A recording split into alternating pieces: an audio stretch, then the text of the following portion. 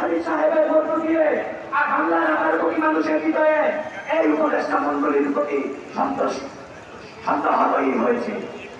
আপনাদের বিরুদ্ধে বাংলাদেশের মানুষের আস্থা ফিরে পেতে হলে, এই ছাত্র সমাজের আস্থা ফিরে পেতে হলে আওয়ামী লীগকে নিষিদ্ধ করার মতো একটি ঐতিহাসিক কাঙ্ক্ষিত সিদ্ধান্ত গ্রহণ করতে হবে।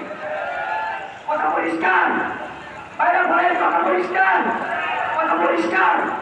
আওয়ামী লীগকে নিষিদ্ধ না করলে রাজপথ ছাড়বে, রাজপথ ছাড়বে, প্রয়োজনে রক্ত দেব, তারপরেও আমরা রাজপথ ছাড়বো ইনশাআল্লাহ। সকলেই বসে পড়ি, সকলেই বসে পড়ি।